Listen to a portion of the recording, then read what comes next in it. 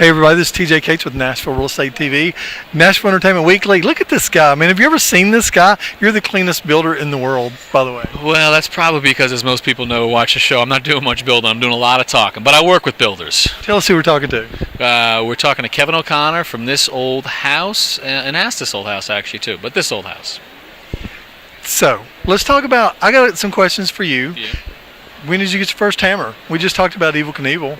So we go back a little bit. That's funny. I had a lot of hammers before I was ever given a hammer because my dad was in building and I had older brothers, so they were all over the place. They were just there. Okay, so that's where you picked it up. You kind of knew you liked it. I knew I liked it. As a little kid, I definitely knew I liked it. Like building go-karts, building tree forts, we did all that kind of stuff. And I can remember having the fight with my buddy. It was like block party day, and we're building a go-kart, and he's like, "We're done. It's time to party. Yeah. Like, go get a hamburger." I was like, "We're not done. We're building this thing." And You wanted to make it right. me and Paul Tompkins split up that day, and I was like, "We're not done until this go-kart's done." I just kept building. I like building. Yeah, I do too. And I like an idea in your head, and if you take your time and you get your saws in your head, sometimes you get to take measure out, sometimes you get level, sometimes you don't. But I kind of like that idea of it, man. I like building. I know when I was a kid, we built a lot of ramps. Yeah. And I think they sell ramps made out of plastic now. It's like, come on, man, build a ramp. You don't have to build much anymore. I did a tree house for my kids, and I was like, "We're gonna do it." They wanted it, but I would like to see the tree house you built. It was pretty cool. I'm gonna check it out. Yeah, it's got 100-year-old single pane casement windows with brass hardware because one of the houses we were working on was throwing them out. Yeah. And I was like, they kind of look garbage, but then you put them on a treehouse, it look really good. So, but I said, it's like, if we're going to build a treehouse, you guys are going to have to build it with me. Like, you're going to have to get out there and build it. I'm not going to just give you a treehouse. That's not the point. That's not the point. Yeah, we used to get hammers and ropes and boards that nobody wanted. We made tree houses. They didn't always stay up, but it's okay, man. It's part of living, and it's part of something. And we're hoping that's something they're going to start bringing in school, kind of introducing. Yeah. You know. If you. At the very least, it'll like occupy your time, keep you outside, and these days keep you off Fortnite. Hammers don't take batteries. They don't take batteries, and they don't work off Wi-Fi. They're not connected to the internet. Absolutely. But like I was redoing my shower, the bathroom from our 1938 house this week, and I bought a kit that goes over the existing stuff because I wanted to get done quickly. I go to YouTube. Do you ever go to YouTube ever to see if there's somebody that did something that you're about to do, or are you above that? No, not at all. YouTube's awesome. I mean, we're on YouTube. Welcome to the This Old House YouTube channel. For 40 years, we've been sharing home improvement and renovation advice with all of you. And now, our YouTube channel offers hundreds of step-by-step projects from Ask This Old House, behind-the-scenes looks at our latest This Old House project houses, full episodes of select seasons, and much more. We're adding new content every week, so make sure you subscribe and turn on notifications so you'll always know when new content is posted. But there's so much good stuff. It's unbelievable. You could find all of that. And back in the day when I was doing it, learning how to do it, I don't do it professionally, it was magazines, right? You'd flip through the magazines. Like, now you go to YouTube. That's good. That works. It is. It's cool. All right, let's talk about why we're here at the Nashville Home Show.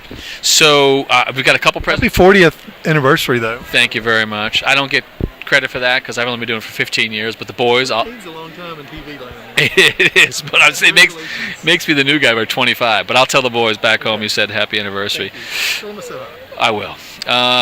We're celebrating 40 years with 2 new projects on PBS. They premiere in a week or so. I'm going to be giving a sneak peek about the projects. One of them is Net Zero for an old 100-year-old bungalow, which is hard to do. Yeah. So it's super efficient alternative energy. And the other one's Midcentury Modern, 1957. So that kind of quirky, low-sloping roof, sort of a ranch, boxy. We're going to be playing with one of those and doubling its size, but keeping it in the Midcentury Modern look. Let's talk about bringing the Midcentury Modern's like really popular now. I went to our lake house when we sold it in Arkansas and grabbed all the furniture, and now in Nashville everybody's like, "Where did you get that dresser? That's crazy!" And I pulled in Sears in the 1960s, so that's really a popular thing. It's super hot. It just became cool. It was bound to happen. It's like we had used furniture from Arkansas, and now we're like really modern. What do they say? Even a broken clock's right twice a day. Eventually, twice a day. Cool too. I'm cool every half year, every half decade, 100 years. What is that? I'm thinking you're cooler than you let on. Well, street tuxedo. Thank you very much, man. Well, I wanted to wear flannel, and I asked my street tuxedo people. I said, "Do y'all happen to have anything flannel so I can wear it for them?" Yeah, I got all the flannel. I cornered the market when I came to town. Like I said, go to East Nashville, grow a beard, and you can be a musician. Lady shoes. All right, let's talk about the most common mistakes that you see people do when they do DIY things. What's the first thing to do?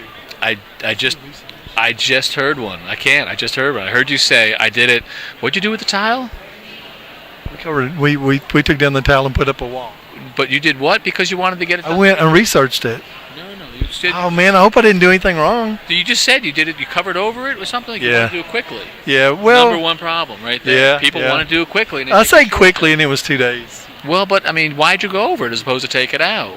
Well, okay, this is a really good topic that you brought up, because one day somebody was in the bathtub, it was me, don't picture it, and all of a sudden these tiles start coming off the wall, and then we have the little sideways wood up under there, and then we may or may not have asbestos, so I really don't want to start tearing into that again with the baby here in 3 months. Oh, you blame it on the baby? No, I'm trying to be cautious for the baby. Well, it's called being a responsible parent. I'm not going to beat up on you in that, but it is a segue to the answer, which is way too many people try to rush it and cut corners, and they don't do it well. And I don't know what your situation is over there, but we want to do a total remodel down to the studs and rewire, replumb. Yeah, and that's next summer. But so going over, it's probably going to cause trouble. It's going to at least shorten the lifespan. So that's the answer to the question. I think that's the number one mistake people make, and I get it. I've rushed through things myself. I'm guilty of it. Give me an example. Oh man. All right, you don't have to answer my question. I know. I want to answer the question. I'm trying to think of something here. What about auto mechanics? Do you work on cars? No, not until just recently. I bought an old car. What'd you buy? A Chevy Blazer. What year? 72. Nice. Top comes off. Oh, yes, it does. Yeah, Two-door. awesome 2-door.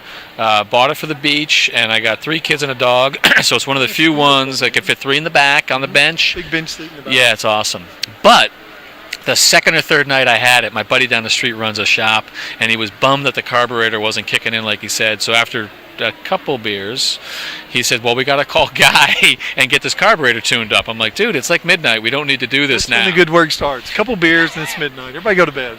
The point of the story is, Guy's on the phone, we popped the hood, and he's like, do this and do that. It was the first time in 30 years that I looked under the hood of a car and knew what I was looking at, and I was able to adjust the oxygen and the gas intake. Well, you know. But I was like, man, that was satisfying. Yeah. I miss that. Yeah. And I haven't changed my own oil in 20 years. Nobody does. It got expensive. We bought a brand new Jeep, and it was like $70, so we'll get it free. Well, I rebuilt a 73 Scout. From the ground up, and it was kind of cool. Yeah, so cool. I like doing it. No, I sold it. I don't keep anything. You get one, sell it to me. I'm looking for the Blazer is nice, but I want a GMC Jimmy, same year, 72, with the top off. You'll find it. I'm looking. They go fast. They're hot right now. Yeah, they'll find it, but you're popular, man. Somebody will give it to you. Talk to Jay Leno. Let's talk about houses. Okay, so in Nashville, what's the biggest struggle that you see that somebody may have from a 1920s or 30s house if they don't have a big budget and they want to do something?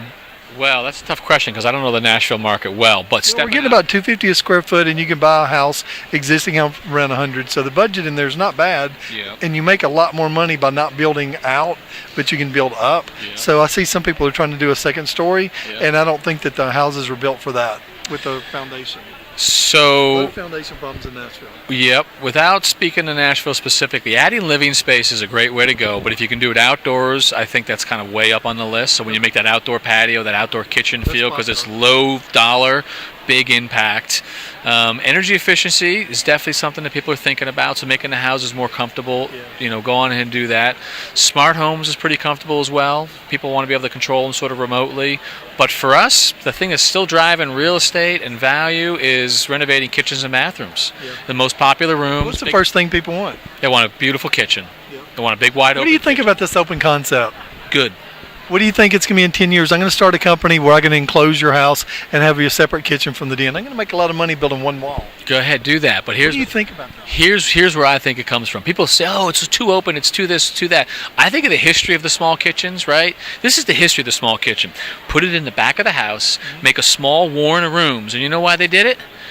No, because they had a servant, a maid, a cook working back there, living in the house, and they were plucking the feathers off the chicken in the kitchen. It was kind of nasty. You're not supposed to do that. We're in the South, man. They were cutting it all up in the back kitchen. Everyone tried to hide that. So that vestige of these small little rooms, that was from the nastiness. Now we don't do any of that stuff anymore. We are not supposed to plug chickens in the kitchen anymore, Jill, apparently. How are we supposed to make Nashville hot chicken without plugging chickens in the kitchen? Maybe I misspoke. You can pluck any chicken you want.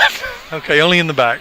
All right, man. Well, thanks so much for your time. We got a little sidetracked, but you have a good personality, and you're really good at what you do. And I appreciate I enjoy watching your show. Let's tell people where they can find you, and they can start learning about the energy efficiency that you're putting in the houses. Well, thisoldhouse.com. It's all there. On social, I'm Kevin O'Connor, TOH, just as all the other guys are. Their name, TOH.